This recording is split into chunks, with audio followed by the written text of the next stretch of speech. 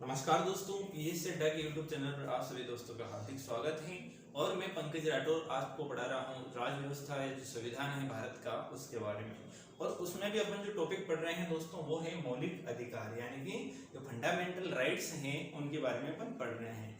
उसका एक पार्ट का जो वीडियो है यानी कि जो समानता का अधिकार है दोस्तों, उसके बारे में पिछले वीडियो में पढ़ा चुका हूं। तो अगर वो वीडियो आपने नहीं देखा है तो इस वीडियो को देखने के बाद उस वीडियो को जरूर देखें, उसका लिंक आपको डिस्क्रिप्शन बॉक्स में जरूर मिल जाएगा।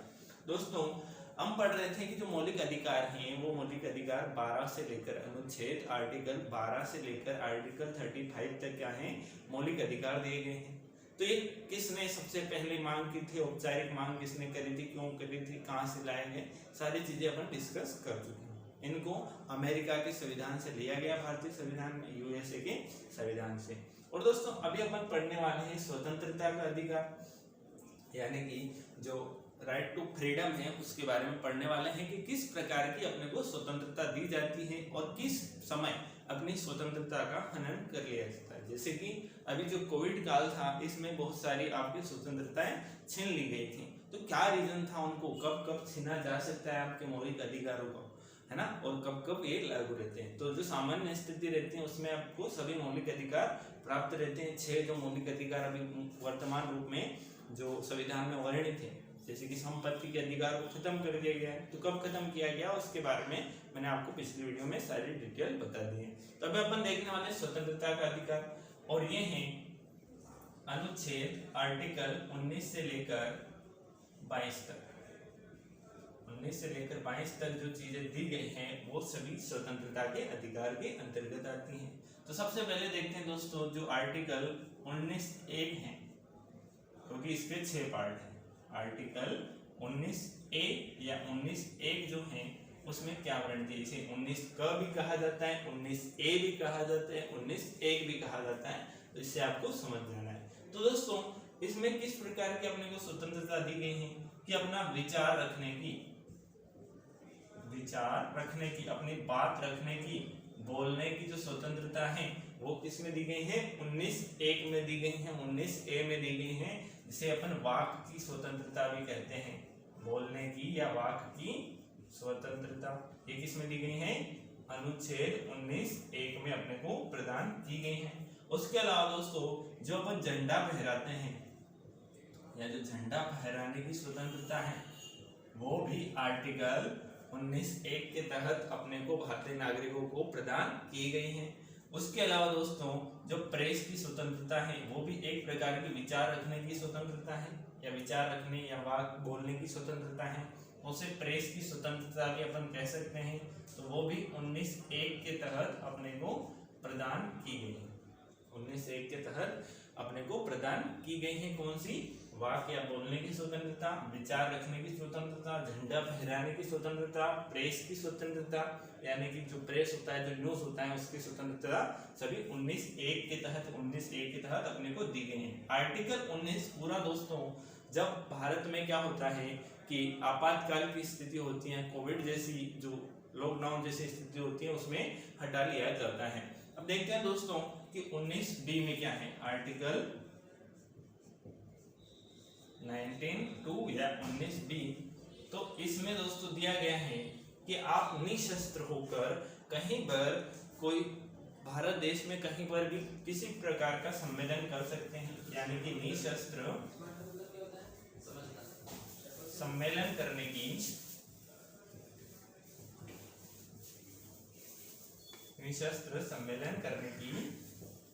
स्वतंत्रता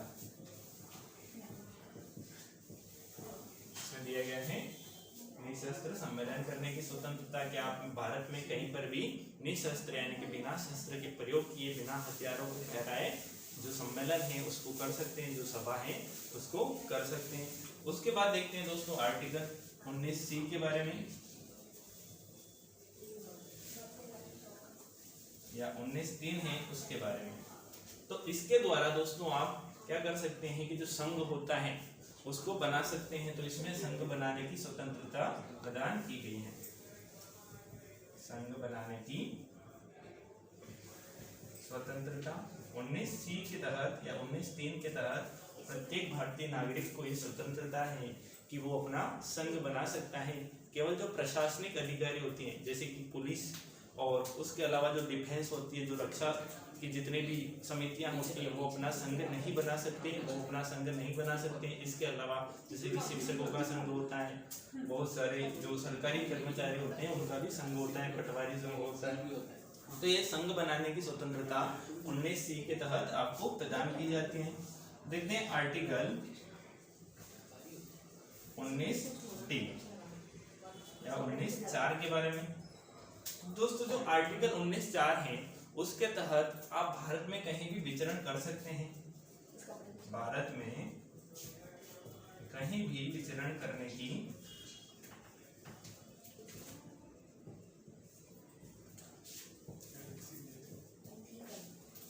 स्वतंत्रता, या आप भारत में कहीं पर भी घूम सकते हैं, विचरण कर सकते हैं, ये स्वतंत्रता 19D है, 19(4) है, उसके तहत आपको दी गई है। उसके बाद देखते हैं दोस्तों अपन आर्टिकल 19E के या 19(5) के बारे में। तो दोस्तों इसमें दिया गया है कि भारत का कोई भी नागरिक भारत में कहीं भी निवास कर सकता है। भारत में कहीं भी निवास करने की स्वतंत्रता, कहीं भी आप क्या कर सकते हैं, निवास कर सकते हैं, वहां पर अपना आशियाना बना सकते हैं। तो इसकी स्वतंत्रता दी गई है 19E में या 19(5) में। उसके अलावा एक और दिया गया है दोस्तों आर्टिकल 19F या 19(6). तो दोस्तों जो आर्टिकल 19F या 19(6) दिया गया है इसमें किसी भी व्यक्ति को अपनी आजीविका चलाने के लिए व्यापार करने की स्वतंत्रता दी गई है कि कोई भी व्यक्ति किसी भी प्रकार का व्यापार कर सकता है। तो इसमें दिया गया है व्यापार करने की स्वतंत्रता, अपनी आजीविका चलाने के लिए कोई भी व्यक्ति किसी भी प्रकार का व्यापार कर सकता है।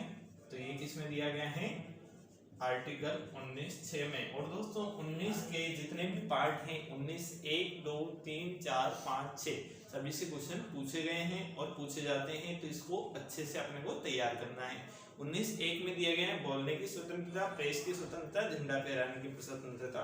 19(2) में दिया गया है निशस्त्र सम्मेलन करने की स्वतंत्रता।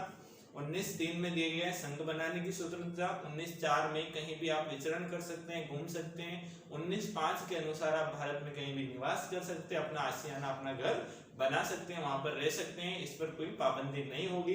19(6) में दिया गया कि आप कहीं पर भी व्यापार कर सकते हैं। तो दोस्तों ये अपन ने पढ़ा स्वतंत्रता के अधिकार के बारे में कि जो स्वतंत्रता के अधिकार हैं उसका 19 वाला पार्ट किस प्रकार से था, आर्टिकल 19 में क्या दिया गया है। उसके अलावा दोस्तों जो स्वतंत्रता के अधिकार है उसमें दिया गया है आर्टिकल 20, आर्टिकल 21 और आर्टिकल 22। तो उनमें क्या क्या चीजें हैं उनके बारे में आप देखते हैं। तो दोस्तों जो आर्टिकल 19 हो गया अपना, आर्टिकल जो 20 है 20 है उसमें क्या वर्णित है, आर्टिकल 20 में क्या दिया गया है।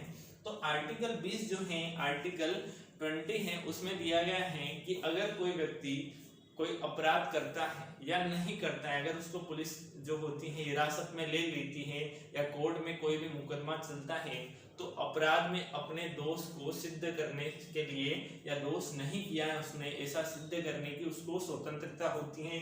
तो आर्टिकल 20 में दिया गया है अपराध में जब अपराध करता है या नहीं करता है तो उसमें दोष सिद्धि के संरक्षण में स्वतंत्रता, दोष सिद्धि के संरक्षण में स्वतंत्रता, यानी कि जब तक उसके ऊपर अपराध का कोई दोष सिद्ध नहीं हो जाता तब तक वो उसको स्वतंत्रता होती है कि अपने अपराध के लिए ये जो अपराध का उसके ऊपर दंड लगाया गया है उसके लिए वो अपने जो सबूत होते हैं उनको पेश कर सकता है कि हमने ये अपराध नहीं किया है, मैंने अपराध नहीं किया है। आर्टिकल 20 में दिया गया है। दोस्तों आर्टिकल 21 जो है उसमें दिया गया है प्राण एवं देह की स्वतंत्रता।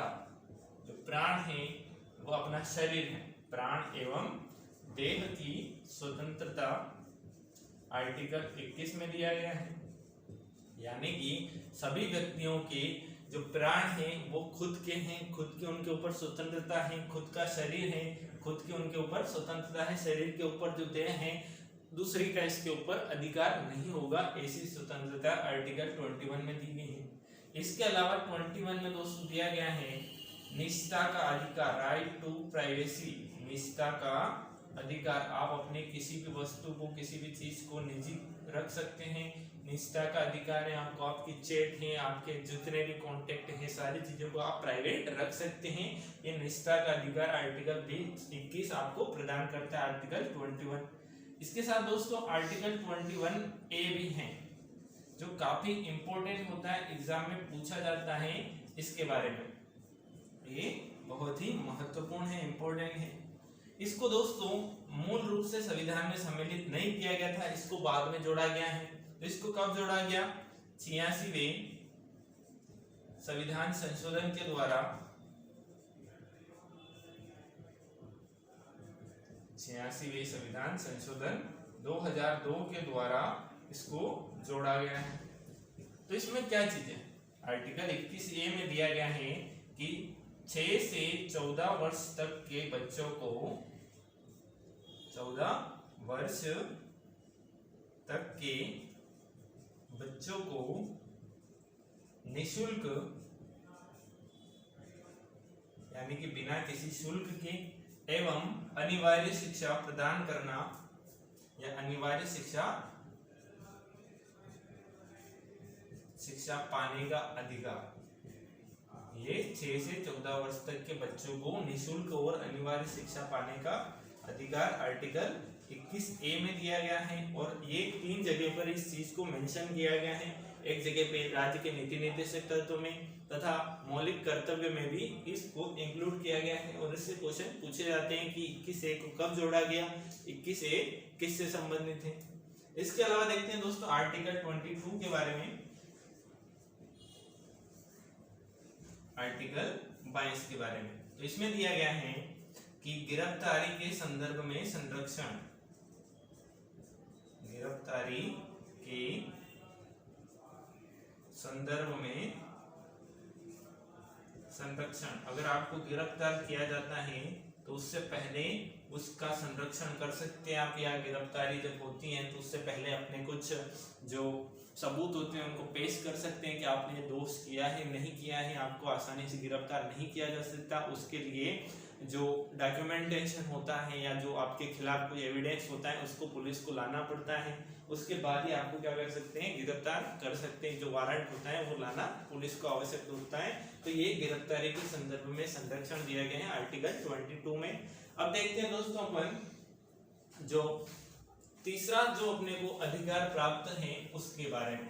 तो अभी तक अपन ने देखा कि जो समानता का अधिकार है वो है 14 से लेकर 18 तक, और 12-13 में कुछ अन्य चीजें दी गई हैं। उसके अलावा जो अपन ने पढ़ा अभी स्वतंत्रता का अधिकार, ये आर्टिकल 19 से लेकर 22 तक है। और अब अपन पढ़ेंगे शोषण के विरुद्ध अधिकार, जो आर्टिकल शोषण के विरुद्ध अधिकार ये दिया गया है दोस्तों आर्टिकल 23 और आर्टिकल 24 में। आर्टिकल 23 और आर्टिकल 24 में दिया गया है शोषण के विरुद्ध अधिकार।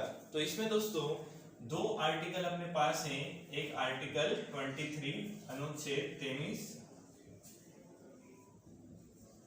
इसमें क्या दिया गया है उसके बारे में देखते हैं, फिर देखेंगे आर्टिकल 24 में क्या दिया गया है। तो दोस्तों आर्टिकल जो 23 है उसमें दिया गया है कि जो बलात् श्रम है, बलात् श्रम और मानव तस्करी पर प्रतिबंध लगाया गया है।